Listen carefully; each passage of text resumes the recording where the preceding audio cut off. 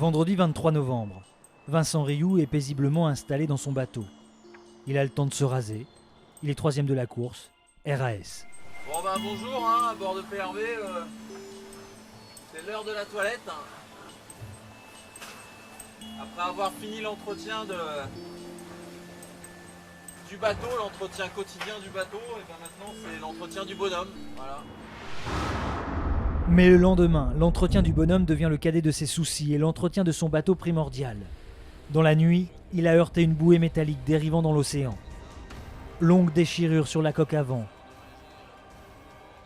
Et plus grave, tirant outrigger touché. Pour faire simple, une pièce qui assure la bonne tenue du mât. À quoi tient un Vendée Globe? Des merdes qui traînent dans la flotte. Allez, à plus. Vincent ne se démonte pas. Un peu de carbone le jour pour renforcer la coque. Un peu de stratification la nuit pour réparer le tirant outrigger. Mais est-ce suffisant pour aborder les mers du Sud? Au matin, la réponse tombe, froide comme la raison. Bonjour à tous, aujourd'hui on est dimanche 25 novembre et voilà, ce matin on est obligé de prendre la décision d'abandonner le Vendée Globe. C'est un peu dramatique comme ça, mais bon, voilà, maintenant il faut que j'apprenne à vivre avec et puis voilà, c'est tout. Lors de la vacation où il annonce sa décision, on saisit la voix qui faceille, ce qui n'est pas vraiment le genre du bonhomme. Il faut donc croire qu'il n'y avait aucune autre alternative et que la voile peut être parfois injuste.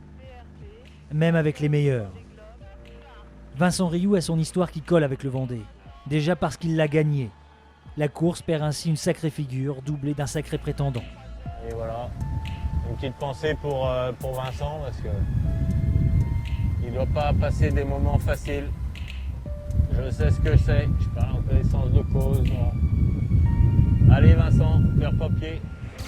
Il y a 4 ans, Jean Le Cam faisait naufrage au Cap Horn avant d'être secouru par Vincent. Moment tragique et heureux qui marquera à jamais l'histoire de l'épreuve. Alors faut être honnête, quand on a une telle relation avec cette course, c'est un peu con de devoir abandonner à cause d'une merde qui traîne dans l'océan. La dernière fois je suis arrivé sous la neige à Ushuaia et puis aujourd'hui j'arrive sous le soleil à Salvador de Bahia. C'est pas les Sables d'Olonne, hein. Il y a des immeubles tout pareil mais c'est pas le bon endroit. C'est ça le Vendée Globe quoi, voilà. Un coup ça marche, un coup ça marche pas. Vincent n'est donc plus là, alors que se met en place un grand moment stratégique. Car la tête de la flotte doit gérer le cas de Sainte-Hélène, l'anticyclone qui barre la route du Sud. Pour l'instant, Armel Lecléache, Jean-Pierre Dick et François Gabard sont encore sereins. Voilà, on descend toujours plein sud pour contourner l'anticyclone de Sainte-Hélène. Voilà, le Brésil à droite, l'anticyclone à gauche. Et on descend vers les 40e rougissants, voilà, qu'on va atteindre dans une semaine environ. Donc pour l'instant c'est encore short t-shirt et crocs. Mais dans une semaine on aura les sirènes, les bottes, le bonnet et les gants. Et ça bat son plein. Là-bas, Armel Lecléache. Juste un peu derrière à mon vent, on a François Gabard avec Massy. Comme vous pouvez le voir, pas beaucoup de vent. Et voilà, on est à 20 degrés sud. Toujours reaching, bâbord, et puis on approche de l'anticyclone de Sainte-Hélène. On s'y approche de trop près. Je pense pas, en tout cas c'était pas prévu comme ça dans les fichiers. Mais bon, c'est l'Alizé, ça revient et ça repart. Peut-être que dans une heure il y aura 20. On n'ira pas jusqu'à dire que le Vendée Globe se joue là, mais on est quand même bien impatient de voir l'issue de la partie d'échecs que se livrent les marins. Jean-Pierre Dick est le premier à s'éloigner de la route directe, à plonger dans le sud. François Gabard le suit, Armel Lecléache va au plus court. Résultat, dans plusieurs jours, chacun a pris son option. En aveugle, que veux-tu? At the moment, there's two thoughts of which way to go. One, you can go down that way, or two, you can go this way. If you go down that way, it means that you have to cross an area of light wind, and then there's new wind coming from that side. So you're the first people to get that new wind, and that rockets you to the south. Whereas myself, Bernard Stan behind me, and the leader, Banque Populaire, we're trying to stay this side of the band of light wind and hopefully make enough miles now while those guys are in the light winds to be able to keep us in our position when the new wind arrives.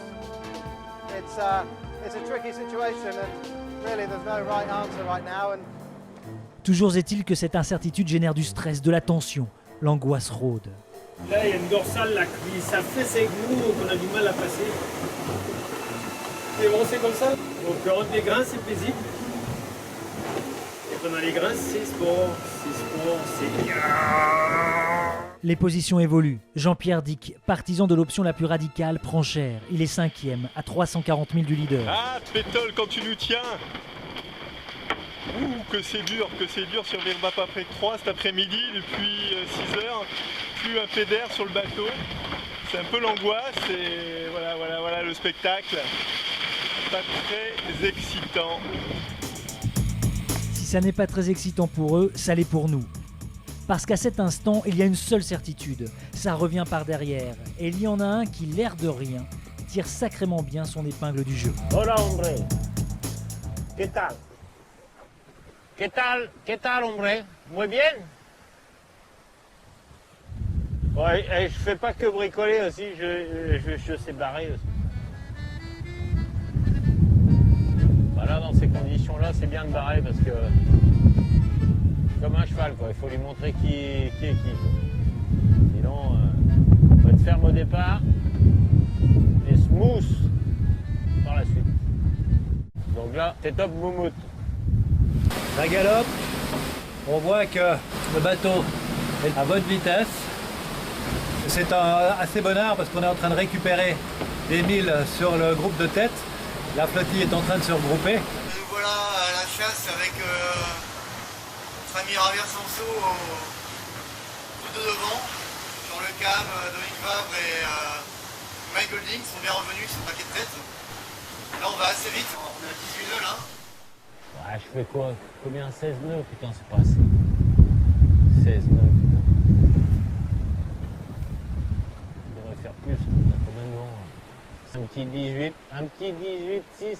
Ah ouais. Quand même. Un petit 18. Bon bah voilà, un petit 18, ça vous ira quand même. Ouais, merci Jean, un petit 18, ça le fait bien. Mais pendant qu'aux avant-postes, ils savourent leur retour ou se rongent l'essence sur la validité d'une option, les derniers, eux, passent l'équateur. Désormais, tout le monde est de l'autre côté. Côté sud.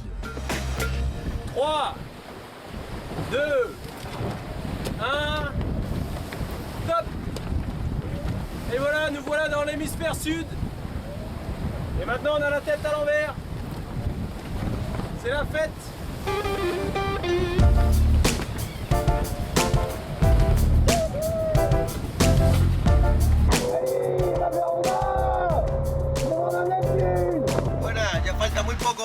Il n'y a plus beaucoup de temps avant que je passe dans l'hémisphère sud. Ça y est, j'y suis. Et moi, je vais me prendre une bonne tranche de jambon. Les Français, eux, doivent boire du bon champagne. Hop là! Oh! Passage!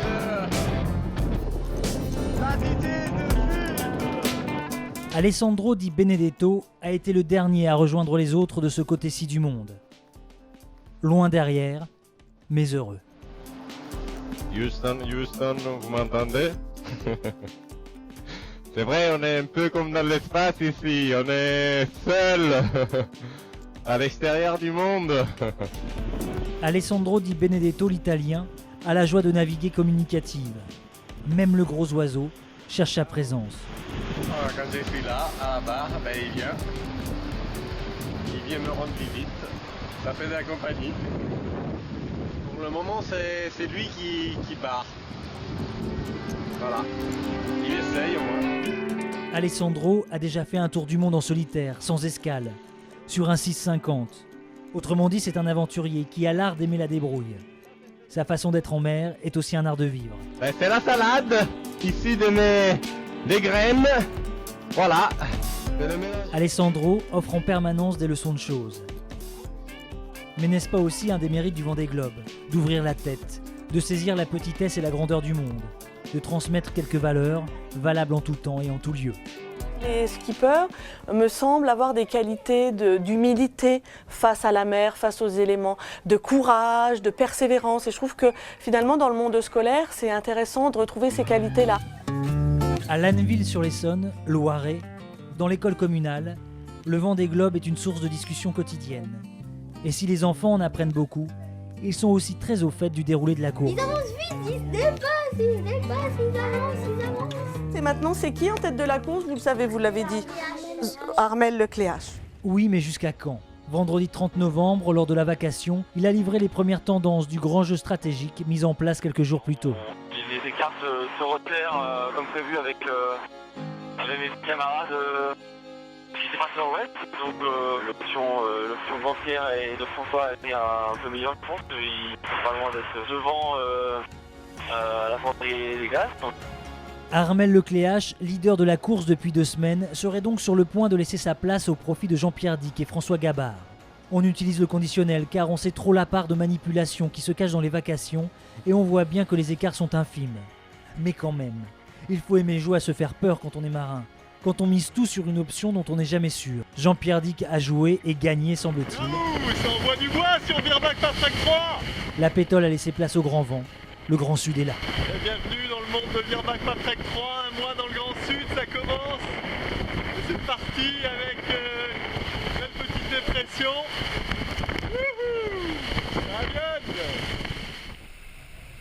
À vitesse régulière sur Mirabeau, 18 nœuds à peu près. On est le 30 novembre, ça pédale bien, en toute sécurité. C'est un temps à boire du café et à écouter de la musique. Sauf que c'est un tout petit peu bruyant quand même à bord du bateau. Bah écoutez, voilà, là on marche on fait des pointes à 24 nœuds. Regardez ça, hop. Ça c'est beau. Et voilà. Et il y a même les oiseaux. On dirait le sud. Allez, à plus. Ciao.